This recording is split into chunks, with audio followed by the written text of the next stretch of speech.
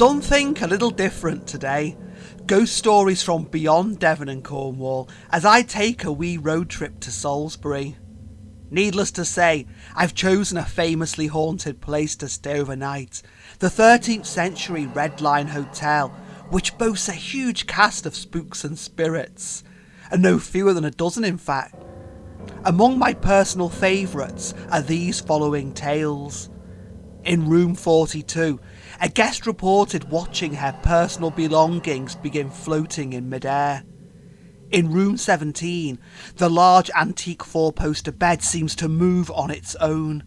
Several guests have reported seeing the bed rocking.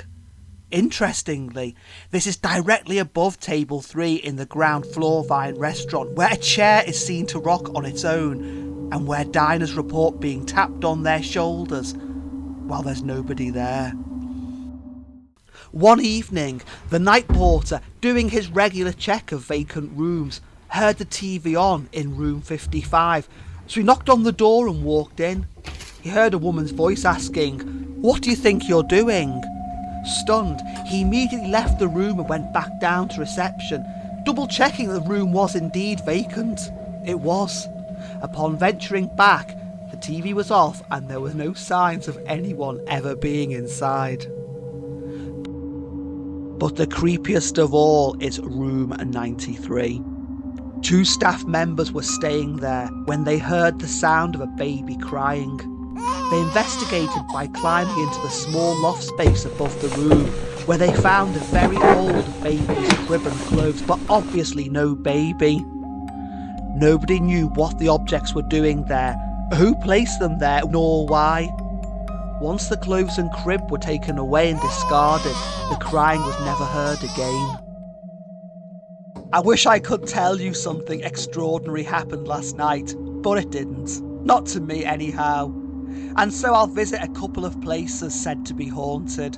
A one you might expect to see a ghost inside. It's a 14th century pub, and haunted pubs are my favourite pubs. But how about a 20th century department store haunted by a man executed for treason way back in 1483? Now that's certainly a little unexpected. While I visit both places, folklorist Emma Heard from Weird Wiltshire can tell you all about what happens there.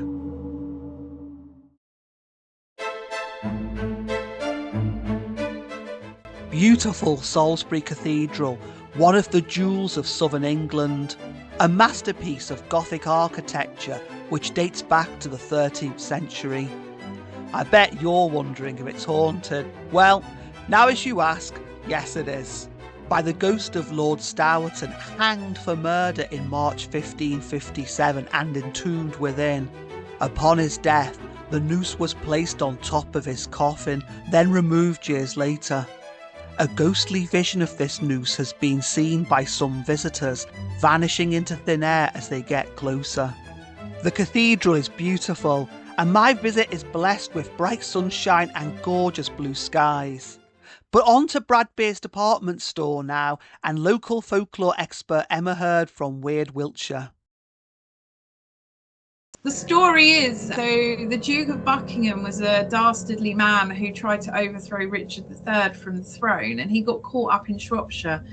And the king said he's to be brought to Salisbury, was done for treason basically, and beheaded in the courtyard on the land behind what was the Blue Boar Inn, is now what was Debenhams. I think it's Bradbeer's now.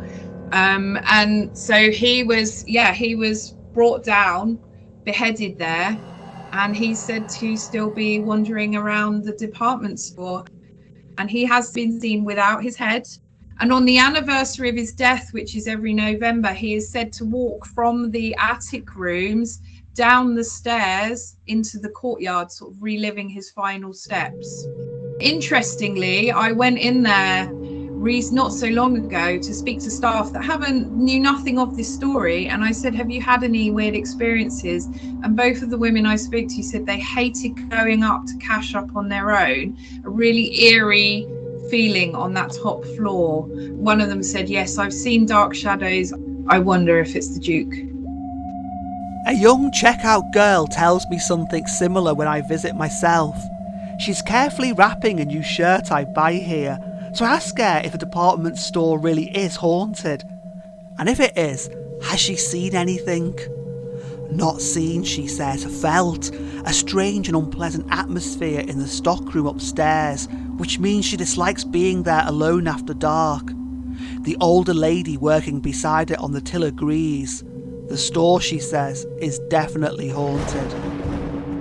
Whether you believe in ghosts or not, Emma's following tale, set in the historic Wiltshire venison pub, has real evidence to back it up. For it features an event that took place here a few centuries ago, when a visiting card sharp had his hand cut off by a local butcher who caught him cheating. How do I know this really happened?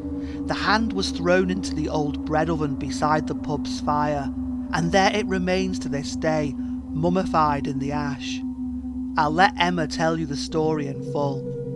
This pub used to house the people that were building the cathedral, and it had a lot of travellers coming through, a lot of tradesmen. And one day this man turned up from Southampton travelling through. He was very sort of loud and gregarious, and he offered to buy everyone a beer, and they all accepted. And then he got in on the card game they were playing upstairs.